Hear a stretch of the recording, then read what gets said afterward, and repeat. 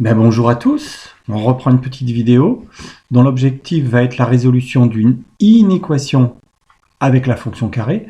Sachant qu'on vient de travailler les équations, vous allez voir qu'on aura encore une fois besoin à un moment donné d'une des informations qu'on a vues dans l'étape précédente de notre cours. Donc l'idée, c'est de résoudre une inéquation et on va regarder comment on peut résoudre cette inéquation d'un point de vue graphique. Donc, on va reprendre d'abord le graphique de la courbe représentative de notre fonction carré. Donc je rappelle que cette courbe s'appelle une parabole, elle a une forme particulière, que ce point particulier ici, tout en bas dans le cadre de cette parabole, s'appelle le sommet. Alors évidemment, si la parabole était tournée dans l'autre sens, ça ressemblerait à une montagne, ça serait beaucoup plus logique d'appeler ça le sommet, mais malgré tout, pour le graphique appelé parabole, ce point ici, donc dans le cas particulier de la fonction carré, c'est l'origine du repère, est appelé le sommet de cette parabole. J'insiste, c'est le point qui est appelé le sommet de la parabole. Et nous, donc, ce que l'on va vouloir regarder ensemble, eh bien, c'est la résolution des inéquations. Alors, cette première vidéo va concerner les inéquations supérieures ou égales. J'en ferai une deuxième pour les inférieures ou égales, puisque c'est déjà assez complet comme ça. Donc, pour pouvoir résoudre une inéquation sous la forme x carré supérieur à a ou x carré supérieur ou égal à a, on va se rendre compte qu'il va falloir encore une fois étudier trois cas. Le cas d'abord où a est négatif, le cas où a est nul, et le cas restant, c'est-à-dire le cas où a est supérieur à 0. Nous allons commencer par a inférieur à 0, c'est-à-dire lorsqu'on me pose une question, x carré supérieur à une valeur négative, par exemple x carré supérieur à moins 3, x carré supérieur ou égal à moins 8, etc. Donc, je vais pour cela imaginer que je positionne une valeur négative petit a, donc par rapport à ma parabole dont le sommet est l'origine du repère, eh bien le petit a il est en dessous, et je vais donc chercher à résoudre x carré supérieur à cette valeur a ou x carré supérieur ou égal à cette valeur a. On verra si ça change quelque chose d'avoir supérieur ou égal. Alors qu'est-ce qu'on a vu ensemble? Résoudre une inéquation du type supérieur à une valeur graphiquement, c'est chercher tous les points de la courbe qui se trouvent au-dessus de cette valeur-là. Quels sont les points de la courbe qui se trouvent au-dessus de cette valeur négative? Tous. Tous. Voilà pourquoi je viens de surligner la totalité de la courbe. Or, ce qui m'intéresse, moi, ce sont les abscisses de ces points-là. Je vais donc aller chercher les abscisses de tous les points que je viens de surligner.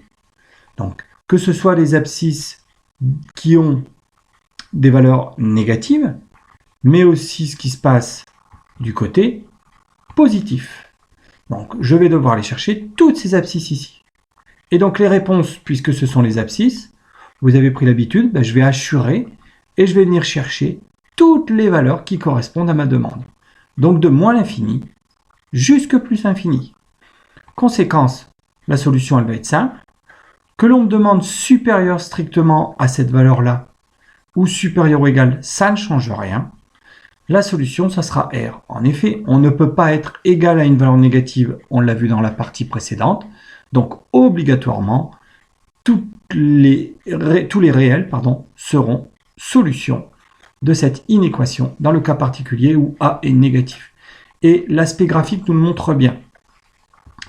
On va pouvoir s'intéresser aux deux cas restants. Commençons par le cas particulier où a égale 0. Alors, le cas particulier où a égale 0, encore une fois, je vais me poser comme inéquation x carré supérieur à 0 ou x carré supérieur ou égal à 0. Eh bien, encore une fois, ça va être la totalité de la courbe. Donc, je vais plus vite cette fois-ci, mais de nouveau, toutes les abscisses de moins l'infini à plus l'infini. Sauf cas particulier du 0. Tout va dépendre, et c'est là que ça va prendre son importance. Est-ce qu'on me demande supérieur ou est-ce qu'on me demande supérieur ou égal à 0? Si on me demande supérieur ou égal à 0, ça veut dire que je prends tous les réels de moins l'infini à 0 et j'ai le droit de prendre 0, de moins l'infini à plus l'infini, excusez-moi, et j'ai le droit de prendre 0. Conséquence, la solution, sans aucun problème, c'est R, de nouveau. Par contre, si on me demande x carré supérieur strictement à 0, ça veut dire que je ne peux pas prendre 0, qui est l'antécédent de l'image 0, puisque, je l'ai rappelé il y a quelques instants, la parabole passe par l'origine du repère, donc le point de coordonnées 0, 0. Conséquence, je vais devoir prendre tous les réels de moins l'infini jusque 0 sans prendre le 0, union tous les réels de 0 à plus l'infini sans prendre le 0 de nouveau. Donc voilà, là, il y a une distinction entre supérieur strict ou supérieur ou égal. Voilà pour ce deuxième cas. Voyons maintenant le troisième cas. Qu'est-ce qui se passe lorsque A est positif? Donc je vais positionner une valeur A positive. Et de nouveau, on me demande de résoudre x carré supérieur à cette valeur-là A ou x carré supérieur ou égal à cette valeur A. Toujours la même logique. Je vais donc, comme d'habitude, imaginer que je trace un trait parallèle à l'axe des abscisses passant par A. Et je vais prendre tous les points de la courbe qui se trouvent au-dessus de cette droite que je viens de tracer. Il y a donc tous les points qui sont de ce côté-ci, mais il y a aussi tous les points de ce côté-ci. Mes réponses, ce sont les abscisses de ces points-là. Encore une fois, je vais aller chercher les abscisses. Donc les abscisses ici, jusque la dernière valeur ici qui correspond au point d'intersection entre la droite que j'ai tracée et la courbe. Et puis même chose de l'autre côté, du premier point ici jusqu'à tous les points qui se trouvent au-delà. Encore une fois, les réponses, ce sont les abscisses. Donc je vais venir chercher toutes les abscisses qui sont présentes ici, ou toutes les abscisses qui sont présentes ici. Je démarrerai donc de moins l'infini jusque l'antécédent de A qui est moins racine carrée de A, et je redémarre au deuxième antécédent de A qui est racine carrée de A. On l'a vu dans la partie précédente, lorsque A est positif, le A possède deux antécédents par la fonction carrée qui sont deux valeurs opposées, moins racine carrée de A et racine carrée de A. Je n'ai plus qu'à préparer mes solutions.